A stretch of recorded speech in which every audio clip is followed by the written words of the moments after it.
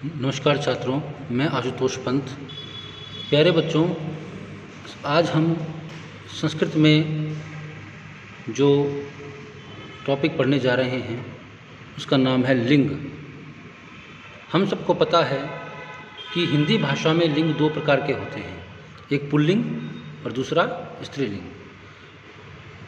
Pulling हमें यह पता है कि पुल्लिंग जो है वो पुरुष जाति का बोध करवाता है और स्त्रीलिंग जो है वो स्त्री जाति का बोध करवाता है। हम नाम के आधार पर भी पुल्लिंग स्त्रीलिंग की पहचान कर सकते हैं, ये हम अब तक पढ़ते आए हैं। सबसे पहले तो संस्कृत के विषय में कुछ कहना चाहूँगा। संस्कृत जो है वो सबसे प्राचीन भाषा जो है हमारी, वो संस्कृत है। प्राचीन काल में हमारी बोलचाल की जो भाषा थी वो भी संस्कृत थी। देववाणी, देवताओं की वाणी जो है वो भी संस्कृत है, इसीलिए इसे देववाणी, सुर भारती इन नामों से भी संबोधित किया जाता है, क्योंकि संस्कृत ही एक ऐसी भाषा है जो पूर्ण रूप से शुद्ध है और व्याकरण की दृष्टि से परिपूर्ण है। और कोई भाषाएं जो है व्याकरण की दृष्टि से परिपूर्ण नहीं हैं, केवल संस्कृत ही ऐसी भाषा है जो वैज्ञानिक है, शुद्ध है और परिष्कृत है। तो इसी के विषय में बताया गया है यहाँ कि सबसे पहले ये बताया गया कि संस्कृत विश्व की प्राचीनतम भाषा है तथा इसका व्याकरण पूर्णतया वैज्ञानिक, शुद्ध एवं परिष्कृत है। संस्कृत भाषा अनेक दृष्टियों से अन्य भाषाओं से विशिष्ट है।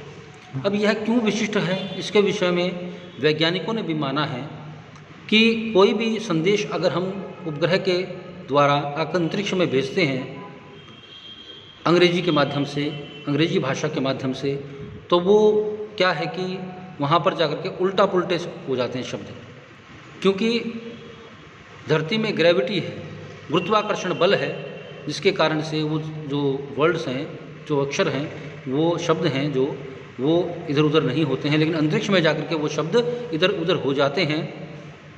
जैसे हमने भेजा अंतरिक्ष में कोई लिख करके शब्द, वाक्य है Ram is a good boy, तो अंतरिक्ष में जब वो शब्द जाएगा तो बनेगा is Ram good boy good, ऐसे भी हो सकता है, तो उल्टा पुल्टा हो सकता है, वो समझने वाला चाहिए उसको।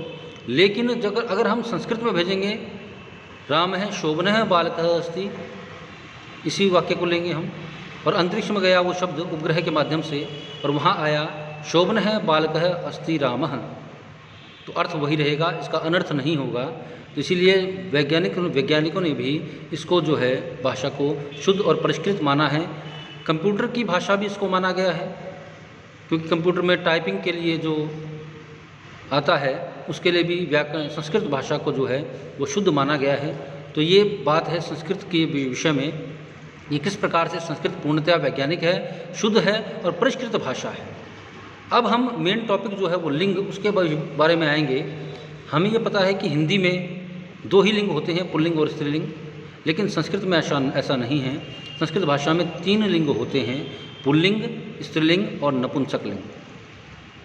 अब उसका अंग्रेजी में भी बता रखा है, मैस्कुलाइन जेंडर, फेमिनाइन जेंडर और न्यूटर जेंडर। तो इस तरह से 3 लिंग जो हैं संस्कृत भाषा में होते हैं। तो सबसे पहले आएंगे हम पुल्लिंग पर। ये पुल्लिंग कहते किसको हैं? पुल्लिंग का हम सभी को पता है कि जो शब्द पुरुष जाति का बोध करवाते हैं वे पुल्लिंग शब्द कहलाते हैं। जैसे बालकः, अध्यापकः, छात्रः और अश्वः आदि, जो पुरुष जाति का बोध करवाएं वो पुल्लिंग कहलाएंगे।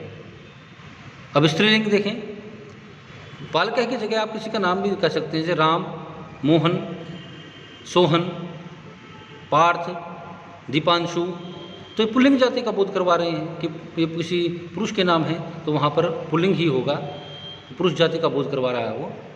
अब आया स्त्रीलिंग, जो शब्द स्त्री जाति का बोध कराते हैं वे स्त्रीलिंग शब्द कहलाते हैं। जैसे बालिका, अध्यापिका, नदी, रमा, उमा, लता, ये सभी जो हैं स्त्रीलिंग शब्द हैं।